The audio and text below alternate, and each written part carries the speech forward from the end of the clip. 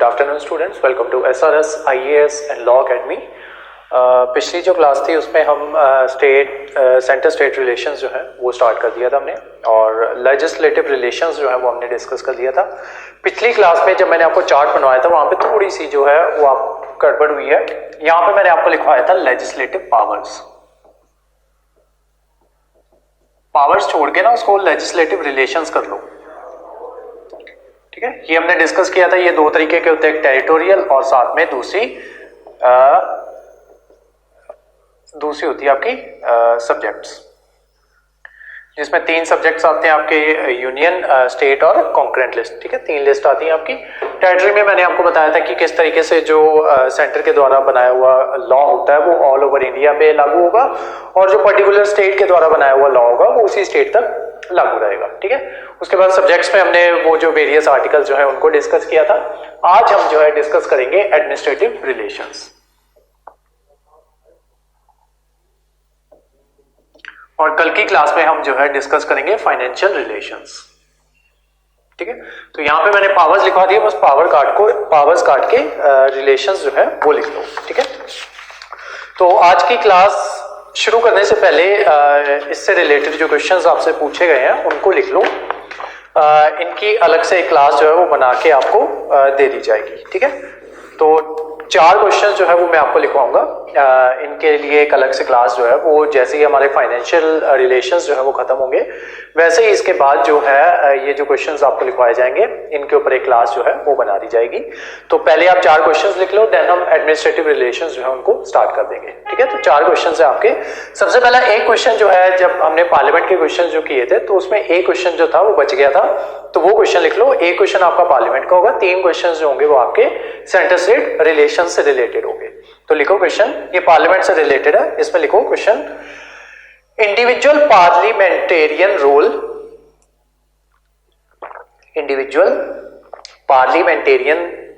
Role as the national parliamentarian's role as the national lawmaker is on a decline, comma, which in turn, comma, has adversely impacted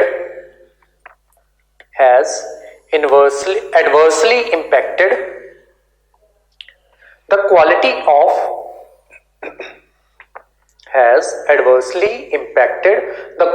of debates and their outcomes, full stop, discuss। 2019 का question है ये। Next question है आपका centre state relation से related, इसमें लिखो, how is the finance commission of India constituted? How is the Finance Commission of India constituted? Question mark. What do you know about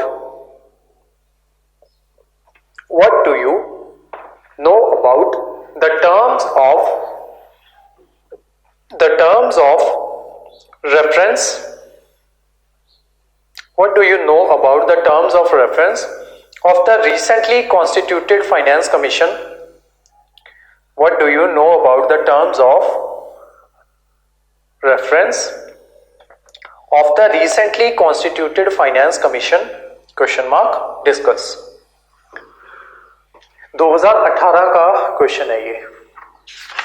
next question लिखो,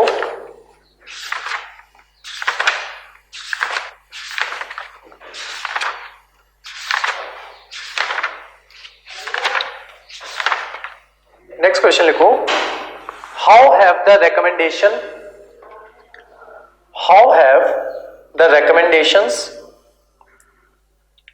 of the 14th Finance Commission of India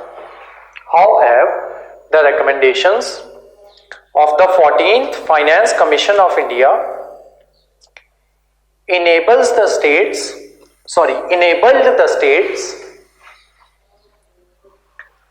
How have the recommendations of the 14th Finance Commission of India enabled the states to improve their enable the states to improve their fiscal position, to enable the states to improve their fiscal position। Question mark 2021 का question है ये। Last question लिखो, discuss the essentials of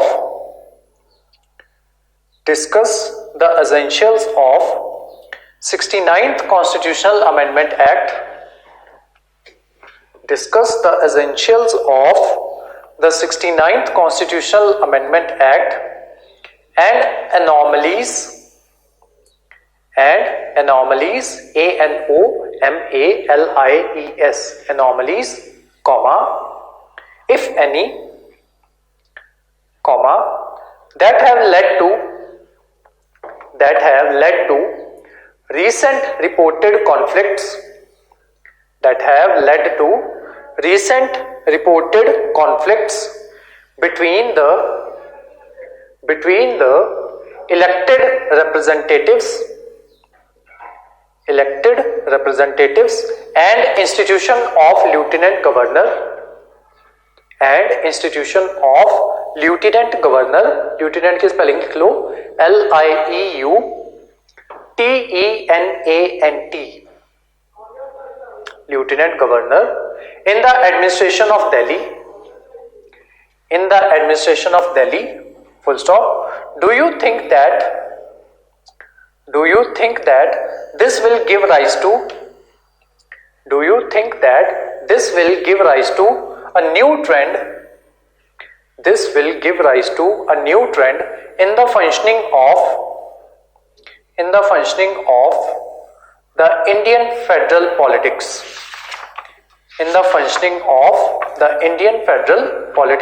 2016 का question है ये। ठीक है, तो ये सारे क्वेश्चन जो है ये आप लिख के मुझे भेज सकते हो। ठीक है, तो इनके आंसर्स जो है वो चेक करके आपको बता दिए जाएंगे, और उसके अलावा इसकी जो क्लास जो है वो भी बना दी जाएगी कि क्या इनके मॉडल आंसर्स जो है, किस तरीके से इनके मॉडल आंसर्स जो है वो लिखने थे। ठीक है, तो उनके मॉडल आंसर्स वो आपको डिक्टेट करवा दिए जाएंगे जैसे ही हमारा सेंटर स्टेट रिलेशन जो है वो खत्म होगा।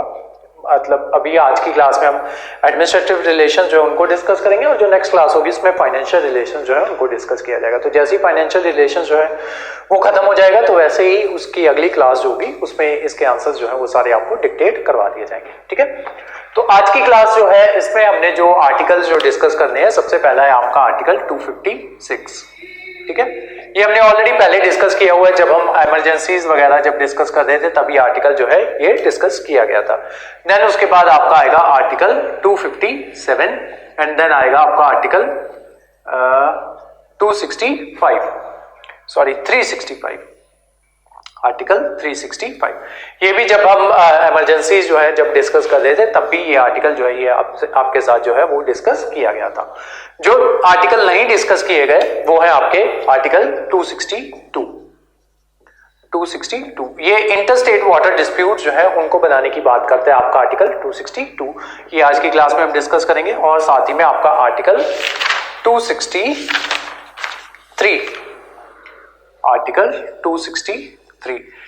ये जो है जोनल काउंसिल्स जो है, इंटर स्टेट काउंसिल जो है उनको बनाने की बात करता है, इंटर स्टेट काउंसिल्स। तो इंटर स्टेट काउंसिल्स जो है वो भी डिस्कस करेंगे, और इसी के साथ साथ जोनल काउंसिल्स जो है उनको भी डिस्कस किया जाएगा। ये है आपका इंटर स्टेट वाटर डिस्प्यूट।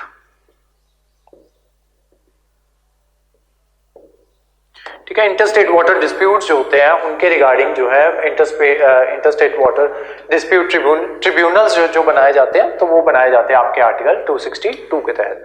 उसी के साथ साथ आपका साथ और चीज जो डिस्कस की जाएगी, यूपीएससी और पीपीएससी जो है वो डिस्कस किया जाएगा आपका, सॉरी यूपीएससी जो है वो डिस्कस किया जाएगा, साथ में स्टेट पीसीएस जो होते हैं उनको भी डिस्कस किया जाएगा। तो उनको बनाने की बात जो कही जाती है वो आर्टिकल 312 के तहत जो है वो कही जाती है।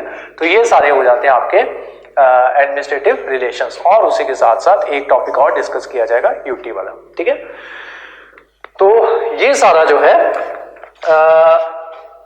यहां तक जो है ये 262 तक जो की जो क्लास होगी वो काट के YouTube पे डाल दी जाएगी और उसके बाद वाला जो है बाकी स्टूडेंट्स जो है उनके साथ डिस्कस किया जाएगा और उसके नोट्स जो है जो हमारे रेगुलर पेड स्टूडेंट्स हैं उनको बनवाए जाएंगे। ठीक है, तो सबसे पहले आपका आता है आर्टिकल 256।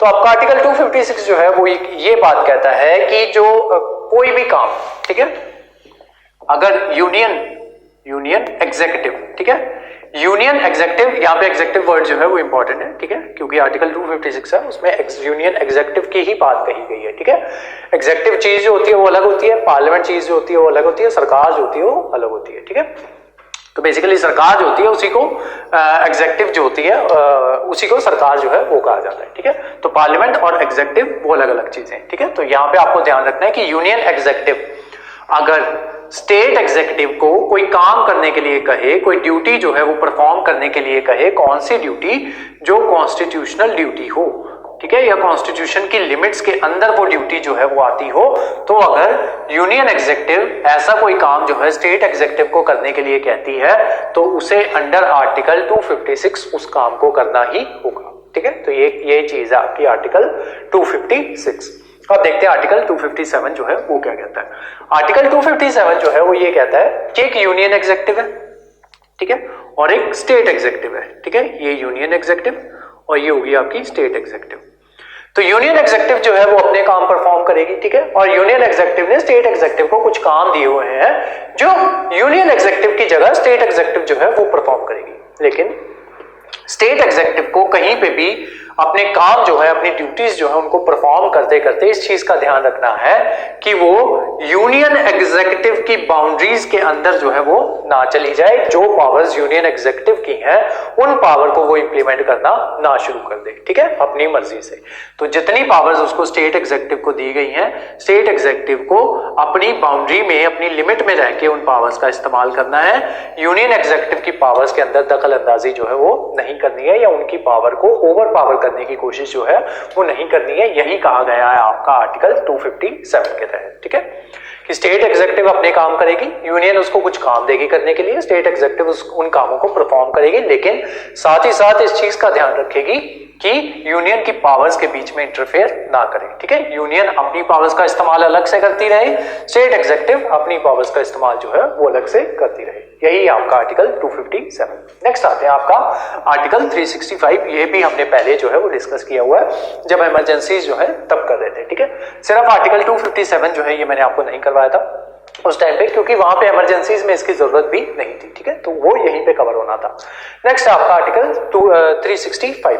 आर्टिकल 365 जो है वो ये कहता है कि स्टेट जो है, स्टेट एग्जीक्यूटिव उसको कंप्लाई करना होगा जो यूनियन एग्जीक्यूटिव ने उसको काम सौंपे हैं। ठीक है, यहां पे क्या कहा जा रहा है कि यूनियन एग्जीक्यूटिव का काम है कि स्टेट एग्जीक्यूटिव को कुछ काम दे जो कॉन्स्टिट्यूशन बाउंड्रीज के अंदर हो, और स्टेट एग्जीक्यूटिव को वो काम जो है वो करने होंगे। ठीक है, आर्टिकल 365 में क्या कहा जा रहा है कि अगर स्टेट एग्जीक्यूटिव को कोई काम दिया गया है यूनियन एग्जीक्यूटिव के द्वारा तो स्टेट एग्जीक्यूटिव को वो काम परफॉर्म करना है, लेकिन अगर स्टेट एग्जीक्यूटिव उस काम को परफॉर्म नहीं करती तो उस पर्टिकुलर स्टेट पे आर्टिकल 356 जो है वो लगाया जा सकता है। वो क्या होता है आपका प्रेजेंट रूल या फिर स्टेट इमरजेंसी। ठीक है, कि अगर वो जो है जो अंडर आर्टिकल 365 के तहत जो है, आर्टिकल 365 जो है वो ये कहता है कि अगर स्टेट एग्जीक्यूटिव ने यूनियन एग्जीक्यूटिव के द्वारा दिए हुए कामों को परफॉर्म नहीं किया और वो काम जो थे कॉन्स्टिट्यूशनल बाउंड्री के अंदर आते थे, स्टेट को वो काम जो है वो करने चाहिए थे, लेकिन स्टेट ने वो काम जो है वो नहीं किए, तब आर्टिकल 365 के तहत उनके ऊपर आर्टिकल 356 जो है वो लग सकता है। ठीक है, आर्टिकल 365 जो है वो एक मशीनरी है आर्टिकल 356 को परफॉर्म करने के लिए या इंप्लीमेंटेशन में लाने के लिए। ठीक है, तो जैसे ही आर्टिकल 365 जो है वो अगर स्टेट ने जैसे ही इनकी बात जो है वो नहीं मानी तो उनके ऊपर आर्टिकल 365 के तहत आर्टिकल 356 जो है वो लगाया जा सकता है। और आर्टिकल 356 क्या है, स्टेट इमरजेंसी या फिर प्रेसिडेंट रूल, कि उस पर्टिकुलर स्टेट के ऊपर प्रेसिडेंट रूल जो है वो लग जाएगा। ठीक है, तो यही आपका आर्टिकल 365। ठीक है, अब आते हैं आर्टिकल 262 के ऊपर। ठीक है, तो जैसे कि जो बहुत सी स्टेट्स होती हैं, मतलब जहां पे भी मोस्टली जब वाटर डिस्प्यूट जो होते हैं तो ये उन्हीं स्टेट्स में होता है जब कोई एक नदी बहुत सी स्टेट्स के बीच में होके जाती हो, ठीक है। तो एक स्टेट कहती है कि जो दूसरी स्टेट है वो हमें ज्यादा पानी जो है जितना देना चाहिए उतना पानी हमें जो है वो नहीं प्रोवाइड करवा रही, या वो पीछे ही पानी वगैरह जो है वो रोक लेती है, ठीक है। तो ऐसी बातें जो है उन्हीं वजह से वाटर डिस्प्यूट जो है हमारे जो ये है भारत है उसमें वेरियस स्टेट्स में ये डिस्प्यूट जो है ये चलते रहते हैं। अब इन डिस्प्यूट्स को खत्म करने के लिए ये चीज जो है आर्टिकल 262 जो है ये लाया गया था, ठीक है। आर्टिकल 262 जो है ये बेसिकली बात करता है कि एक रेजोल्यूशन पार्लियामेंट को एक ऐसा पार्लियामेंट को बेसिकली ये आर्टिकल 262 जो है ये पार्लियामेंट को पावर देता है कि पार्लियामेंट कोई ऐसी बॉडी जो है वो एस्टेब्लिश कर सकती है, ठीक है। तो बेसिकली आर्टिकल 262 जो है ये पार्लियामेंट को कहता है कि पार्लियामेंट बाय रेजोल्यूशन, पार्लियामेंट एक ऐसा रेजोल्यूशन जो है वो ला सकती है जिसकी वजह से कोई किसी भी तरीके का इंटर स्टेट वाटर डिस्प्यूट जो है अगर मल्टीपल स्टेट्स के बीच में हो, ठीक है, तो वो उसके ऊपर जो है कोई एक पर्टिकुलर बॉडी जो है वो बना सकती है। और वो पावर कहां से मिलती है? आर्टिकल 262 से वो पावर जो है स्टेट्स को आपके यूनियन को वो मिलती है, ठीक है। यूनियन एग्जीक्यूटिव को वो पावर जो है वो आर्टिकल 262 जो है वो देता है कि अगर दो जो ये है आपकी स्टेट्स जो है या मोर देन 2 स्टेट्स जो है अगर उनके बीच में वाटर डिस्प्यूट जो है वो चल रहा है तो पार्लियामेंट जो है उनके ऊपर एक्शन जो है वो ले सकती है। एक्शन किस तरीके से लेगी? कोई बॉडी जो है उसको फॉर्मुलेट करके फिर वो बॉडी जो है अपनी रिपोर्ट वगैरह जो है वो देगी, ठीक है। तो ये जो है आर्टिकल 262 के तहत ऐसा नहीं है कि इन्होंने कोई बॉडी वगैरह जो है वो नहीं बनाई, ठीक है। तो इन्होंने जो है बॉडी जो है एक एक्ट जो है ये लेके आए थे, आपके जो पार्लियामेंट थी, एक्ट का नाम था inter state water dispute act 1956। तो ये एक्ट जो है 1956 में आया। इसमें बेसिकली क्या होता था कि जो आपके आईएएस ऑफिसर्स वगैरह होते हैं जिनको 15-15, 20-20 साल का एक्सपीरियंस जो है इन पर्टिकुलर जो डिपार्टमेंट्स होते हैं उनमें हो गया होता है, तो उनको कॉन्स्टिट्यूट करके जो है ट्रिब्यूनल जो है वो बना दिया जाता था। अब वहां पे दिक्कत ये आती थी कि उस ट्रिब्यूनल का फैसला आने में 10 से 12 साल जो है वो लग जाते थे। और इन बिटवीन क्या होता था कि 10 से 12 साल में जो पर्टिकुलर नदी जो बह रही होती है वो भी अपना रास्ता जो थी वो भी चेंज कर लेती थी। तो इस वजह से क्या हुआ कि ये प्रॉब्लम जो है ये एग्जिस्ट करती रही। तो देन फाइनली 2019 में एक इंटरस्टेट वाटर डिस्प्यूट बिल जो है वो लाया गया। तो उसमें ये कहा गया कि 1.5 साल के अंदर अंदर इन मामले, ये सारे मामले जो है इनको रफा दफा करना है आपको। लेकिन ये बिल जो है अच्छे से हम डिस्कस इस वजह से नहीं कर रहे क्योंकि अभी बिल जो है ये पास नहीं हुआ है, ठीक है। एक 56 में चीज जो है एक्ट जो है वो लाया गया था, उसको चेंज करने के लिए वो बिल जो है 2019 में जाके आया और अभी भी ये जो है पूरी तरीके से बिल जो है पास नहीं हुआ है। राज्यसभा में बिल आया था, लोकसभा ने अभी इसको पास जो है वो नहीं किया है, ठीक है। तो जब ये बिल पास हो जाएगा फिर इसकी पूरी प्रोविजंस जो है उनके साथ दोबारा से करंट अफेयर की क्लास में वो प्रोविजंस जो है वो सारी आपके साथ डिस्कस कर ली जाएंगी कि अब जो बिल जो है ये फाइनली बिल जो है ये बन चुका है। और जैसे ये बिल जो बन जाएगा यहाँ पे जब यहाँ पे आर्टिकल 262 लिखोगे यहाँ पे 2 पेजेस की जगह जो है वो छोड़ देना, ठीक है। तो 2 पेजेस की जगह छोड़ देना, एक फ्रंट और बैक, एक पेज मतलब पूरा एक पेज वो छोड़ देना, तो उसकी जितनी भी प्रोविजंस होंगी वो सारी यहाँ पे आपको करवा दी जाएंगी। सेम है आपका आर्टिकल 263।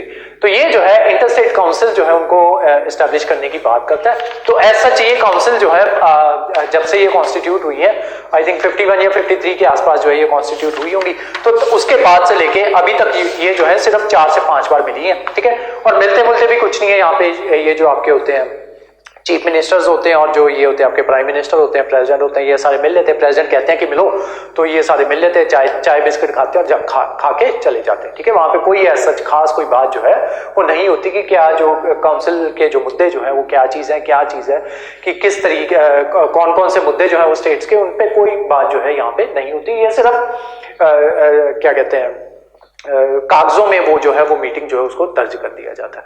तो उसके अलावा एक जोनल काउंसिल जो है ये बनाई गई थी, ठीक है। ये आर्टिकल 263 के तहत नहीं आती, तो 6 जो है वो आपकी जोनल काउंसिल्स एग्जिस्ट करती हैं। तो वहां पे जो है उसके जो मेंबर्स वगैरह होते हैं, हर एक जोन काउंसिल, पहले 5 जोनल काउंसिल जो है वो आपकी हुआ करती थी, 5 थी। जैसे नॉर्दर्न साइड पे एक जोनल काउंसिल बना दी, ईस्टर्न जोन सेंट्रल जोन में एक काउंसिल बना दी, ईस्टर्न जोन हो गया, वेस्टर्न जोन हो गया और सदर्न जोन हो गया। ये आपकी 5 काउंसिल जो है हुआ करती थी। लेकिन उसके बाद एक नॉर्थ ईस्टर्न जोन भी वो बनाया गया, आई थिंक 2019 या 18 के आसपास जो है ये बनाया गया था।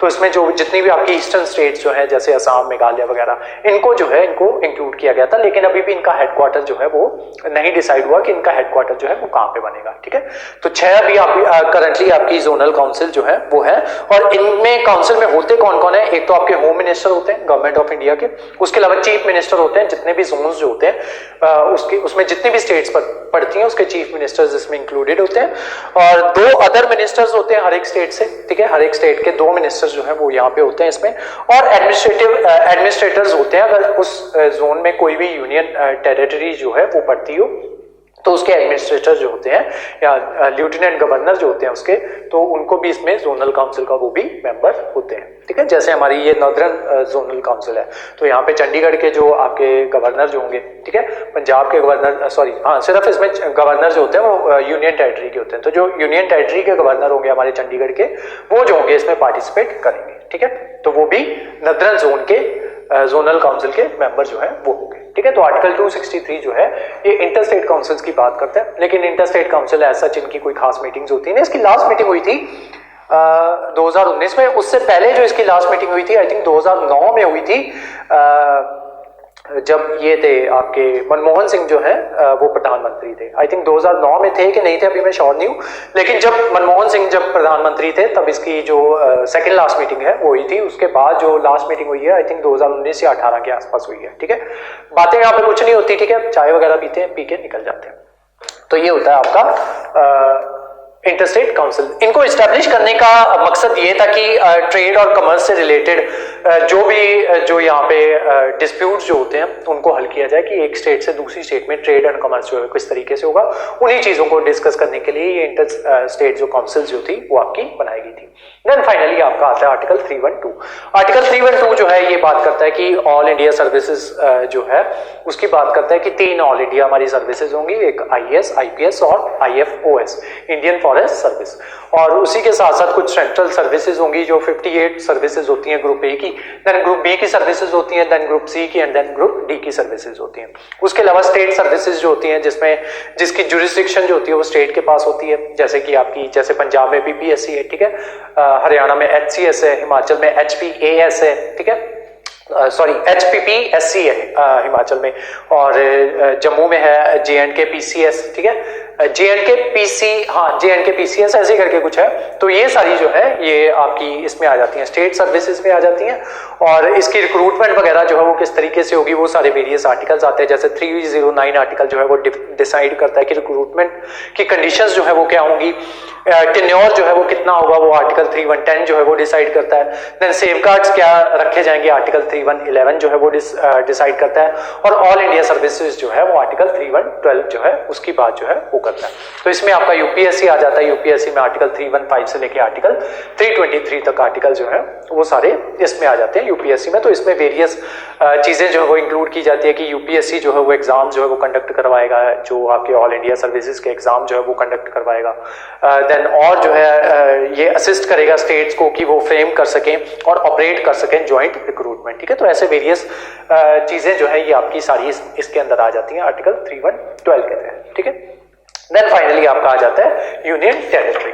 तो यूनियन टेरिटरी जो है इसमें जो डिस्कस करने वाली चीज है वो ये है कि जो यूनियन टेरिटरीज जो है ये डायरेक्टली प्रेसिडेंट जो होते हैं उनके कंट्रोल में होती हैं। बेसिकली हम ये सारी चीजें जो है आपकी एडमिनिस्ट्रेटिव रिलेशंस के तहत ही कवर की जाती है। कि यूनियन टेरिटरी में यहाँ पे इस तरीके से बताया जाता है कि जो यूनियन टेरिटरी का जितनी भी आपकी यूनियन टेरिटरीज होती हैं वहां पे या तो गवर्नर होते हैं या फिर लेफ्टिनेंट गवर्नर जो है वो लगाए जाते हैं, वही इस पूरी यूटी को एडमिनिस्टर करते हैं। तो वो लगाए किनके द्वारा जाते हैं, प्रेसिडेंट के द्वारा लगाए जाते हैं, और जो है आपका क्या कहते हैं जो उसकी पूरी जो यूटी होती है वो पूरे तरीके से सेंटर के अंदर आती है, और वहां पे स्टेट जो होती है वो इंटरफेयर नहीं करती। ठीक है, तो ये सारा था आपका एडमिनिस्ट्रेटिव रिलेशंस। ठीक है, तो अब इस सबको लिख लो, नोट्स बना लो। जो नॉर्मल जो थे हमारे यूट्यूब वाली क्लास थी वो यहीं तक थी। Thank you so much.